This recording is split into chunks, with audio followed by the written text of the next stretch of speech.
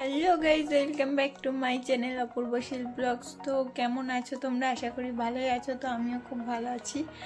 আর চলো আজকে আর একটু বেরোবো বিকেলবেলায়। ওর জন্যই দেখো একদম সিম্পলভাবে রেডি হয়ে গেছি। সিম্পলভাবে বলতে আমি এমনি মেকআপ টেকআপ করি না, আমার মানে বেশি সাজগোজে ভালো লাগে না। আমি মানে এরকমই সাজি, নর্মাল। তোমরা আগের ভিডিওতেও দেখেছো। তো আজকে অনিশাকে রেখে যাব দাদার কাছে। তো চলো আমরা একটু বেরিয়ে আসি। আর কোথায় যাচ্ছি অবশ্যই জানাবো। ভিডিওটা স্কিপ না করে পুরোটা দেখতে থাকো। আর আমার ভিডিওটা কেমন লাগলো অবশ্যই জানিও। ভালো লাগলে একটা লাইক কমেন্ট শেয়ার অবশ্যই করো। আর চ্যানেলটা প্লিজ সাবস্ক্রাইব করে নিও। তো চলো তোমাদেরকে দেখায় আমরা কোথায় কোথায় যাচ্ছি। আর হ্যাঁ, প্রথমে বলে দিই আজকের ভিডিওটা দেখে কিন্তু হাসবে না, হাসা বারণ। কারণ আমরা দুজন মিলে যাচ্ছি। তো আমি যাচ্ছি আর তোমাদের দাদাভাই যাচ্ছে। ভিডিও তো মানে রাস্তায় বেরোলেও আমাকে ভিডিও সেরকম করতে দেয় না। আর আমারও ভালো লাগে না রাস্তায় বেরিয়ে মানে ব্লগটা করা, যেন কেমন লাগে নিজের কাছে। তো ওর সাথে যাচ্ছি বলে সেরকম ভালো করে ভিডিও করতে দেয়নি, খালি বকছিল পাশ থেকে।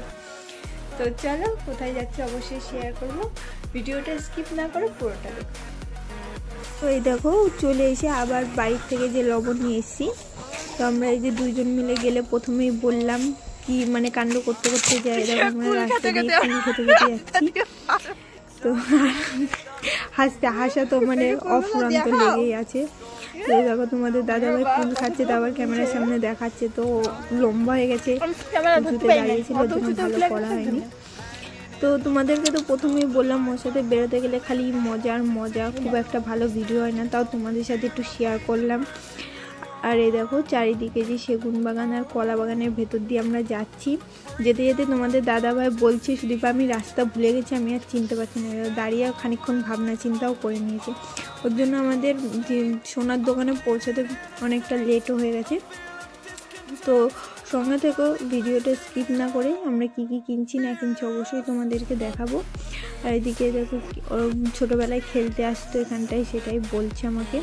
আর এদিকে সুন্দর গাঁদা ফুলের চাষ করা হয়েছে। তো চলো,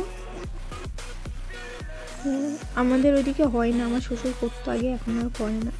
তো দেখো তারপরে এই লাইনের ওই পারেই যাবো। লাইনের ওই পারে গিয়ে তারপরে দোকানটা পড়বে। হেঁটে যেতে যেতে অনেকটাই সন্ধ্যা হয়ে গেছিলো আমাদের। তারপরে তো বাড়ি ফিরতে হবে, তাই না? আর মজা করতে করতে গেছি, যেন একটু ঘোরাও বেশি হয়ে গেছে। পুরো বাগানটা আমাকে ঘুরিয়ে দেখিয়েছিল, ওর জন্য একটু লেটই হয়ে গেছে। এরকম লাইন পার করে আমরা পাড়ায় চলে এসেছি। পাড়ার ভেতর দিয়ে তারপরে সোনার দোকানে যাবো। এই দেখো সোনার দোকানে চলে এসেছি। আর ভিডিও করা বারণ, ওর জন্য আর ভিডিও করিনি। তো চলো বাড়িতে গিয়ে তারপরে তোমাদের সাথে দেখা। তো এই দেখো আমরা বাড়ি চলে এসেছি। তো বাড়িতে চলে এসে মানে তোমাদেরকে তো আগেই বললাম আমি যে অনিশাকে বাড়িতে ছুঁয়ে যাবো আজকে। কারণ ওখানে যেখানেই যাই ওকে নিয়েই যাই। প্রথমবার ওর দাদার সাথে, ওর দাদা বললো যে ও আমার সাথে ঘুরে আসুক, তো তোমরা তোমাদের মতন ঘুরে আসো। তো ওর জন্য ওকে বাড়িতে ছুঁয়ে প্রথমবার একা একা গেলাম। তো ওর দাদার কাছে থাকলে ও বেশ ভালোই থাকে, হাসি থাকে, ওর জন্যই ছুঁয়ে গেছিলাম। তো চলো অনেক কথাই বলে ফেললাম, বক করে ফেললাম। তো চলো তোমাদেরকে দেখাই আমি কী কী নিয়ে আসলাম। আর হ্যাঁ, তোমরা অনেকেই আমার ভিডিও দেখছো কিন্তু লাইক কমেন্ট শেয়ার কিছুই করছো না। তো ভালো খারাপ হোক একটা লাইক কমেন্ট শেয়ার করো, নাহলে আমি কী করে বুঝবো বলো যে আমার ভিডিও তোমার কেমন লাগছে। আর আমি নতুনই শুরু করেছি, আমি জানি আমার সেরকম ভিডিওগুলো অতটাও মানে ভাইরাল করার মতন কিছু না। তবুও বলছি একটা লাইক কমেন্ট করলে আমারও তো ভালো লাগে, তাই না? তাহলে আমার ভিডিও করার ইচ্ছাটাও থাকবে। তো চলো তোমাদেরকে দেখিয়ে দিই আমি কিনি না। তো চলো। আর আমাদের বাড়িতে এখন কীর্তন হচ্ছে, অনিশা ওর দাদুর সাথে কীর্তন করছে। তো ফার্স্টেই দেখা দেখো যে আমার পায়ের তলাটা কেটে গেছিলো, শাড়ি নিয়ে এসেছি। তো ডিজাইনটা কেমন অবশ্যই বলো, মানে একদম নষ্ট হওয়ার মতন, নতুনই করতে হবে এমন। তো এই দেখো আমার, আর এটা অনিশার পায়ের তোড়া। অনিশার পায়ের তোড়াটাও নষ্ট হয়ে গেছিলো, ওর জন্য সারাতে দিয়ে এসেছিলাম। কেমন লাগছে অবশ্যই কমেন্ট করে বলো। মানে এত গ্যাঞ্জামের ভিডিও করা হয় না, জানো তো।